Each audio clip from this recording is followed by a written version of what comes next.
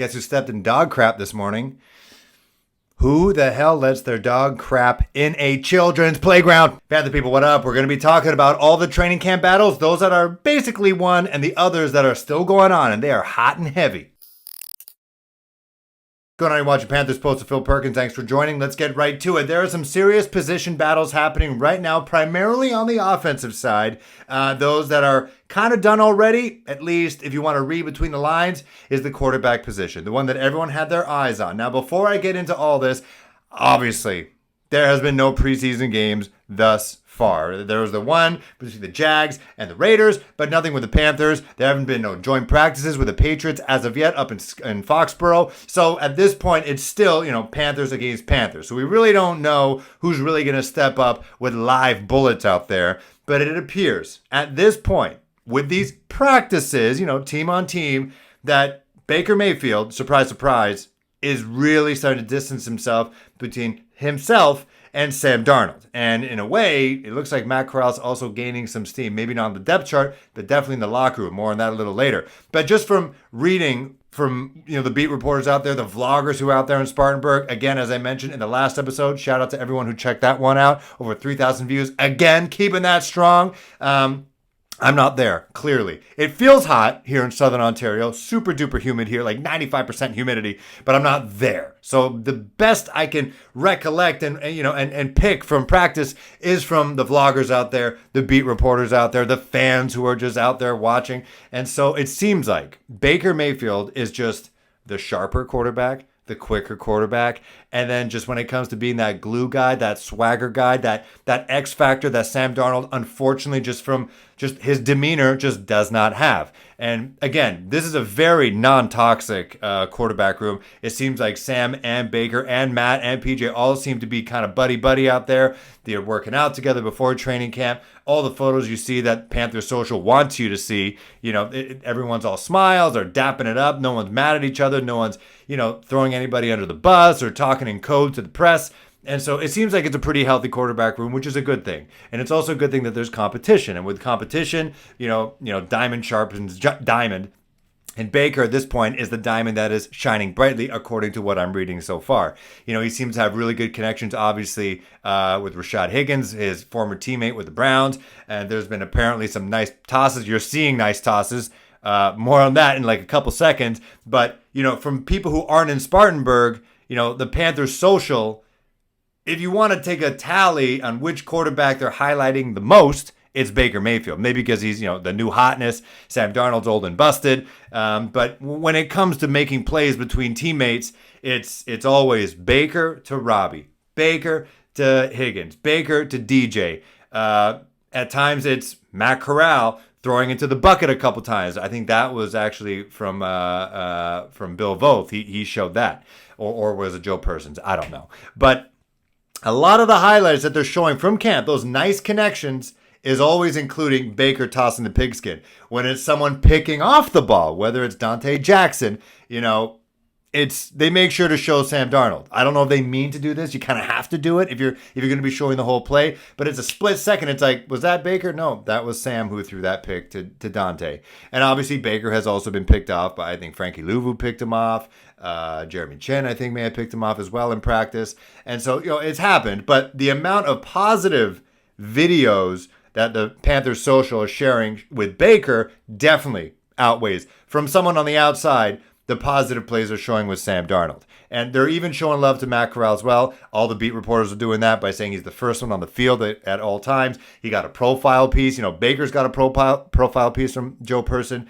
Matt Corral has got a profile piece from Joe Person. Sam Darnold has not got a profile piece, because that's an intriguing story as well. You came in last year, did not go the way you wanted, and then here you are thrust against actual competition for maybe the first time in his career, despite, Teddy Bridgewater, I think, being the bridge in New York back in the day. But he has some actual competition in the summertime. And at this point, according to what I'm reading, he's not faring as well as he probably would like. There was some fan videos of, all the fans are getting autographs from all the players. Everyone want to get that new hotness, new hotness, and Matt Corral getting that number 9 jersey signed. And some fan, I don't know what fan it was, I don't know who it was, asking Matt Corral, how does it feel to be the third string quarterback? behind Sam Darnold. And this is what I'm saying. I don't know where he's going to be in the depth chart right now. Matt Rule says, he's got a lot to learn right now. And, guys like Steve Smith, the legend Steve Smith, saying that in a couple years, Matt Corral will be the franchise quarterback. He has it.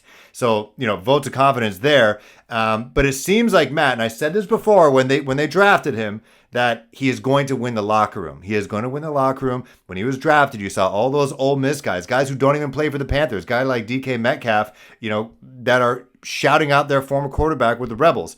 And who came to Matt Corral's defense? A rookie quarterback. Who came to his defense? Brian Burns, one of the captains, one of the leaders on this team, literally followed the guy and asking him, why are you asking stupid questions like that? Why ask stupid questions like that? What does Brian Burns care about their first year, fourth round quarterback? Well, what does he care? He just cares about getting that double digit sack number. He doesn't care about the rookie quarterback, but he is defending his guy. And that to me makes me feel that while Baker's the guy, I think he's going to be the guy this year. Down the line, I think guys know that Matt Corral is winning the locker room, and he's already planting those brain ninjas with players on this squad that are going to fight for him. And I think once he does take the field in preseason, I think he's going to show up, and I think his teammates are going to show up for him. Talk about the other battles that are happening right now. Let's start in the trenches. Ikem Ekwonu, the prized rookie out of the 704, up against Brady Christensen, last year's second-round pick. Both vying for the starting left tackle spot. Of course, Ikem Ekwonu, hometown guy, great story. I've said this 1,000 times. Talked about he was at the NFC Championship game, rocking either the Davis or the Kuechly jersey, watching it. He's been a Panther fan his whole life. He's going to be a great addition to the community. I think he's going to be the mayor one day when his career is done, whenever that's going to be. But people want to see him succeed. They want to see him in the left tackle spot. However, don't tell that to Brady Christensen. Apparently, according to reporters and fans and vloggers out there, Brady is taking a stand. He is taking a freaking stand. They always say after your first game in the NFL, you're not a rookie anymore. But guess what? Not only was he not a rookie anymore, he was one of those older rookies. He went on a mission after BYU. That's what they do out there. And, he came back. I think he's a 24, 23-year-old rookie. He is an older guy. He's got a family. He's got a wife. He's got a kid. And Ikem Ekwonu, I'm pretty sure, most likely, still living with his parents. And no fault to him. Save that money if you can. But Brady Christensen's like, you're not taking this money away from me. I know what left tackles make. I got a family to feed. He might not have that much longer in the NFL because he's that much older than Icky. So he's like, I'm learning.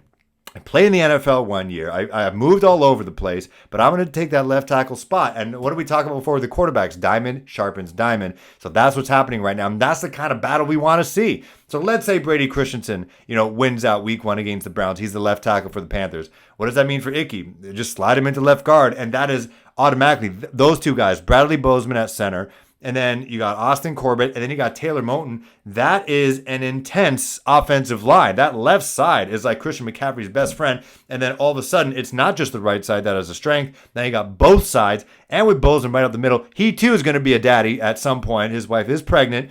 They got that Charlotte vibe, and then boom, baby. But, that offensive line suddenly looks super formidable. And if you got guys like Christian McCaffrey, you got Chuba Hubbard and Deontay Foreman, and they want to be a run-first team, they could definitely accomplish that. That is for sure. Even against the Cleveland Browns and Myles Garrett, just run away from them. Run straight through them.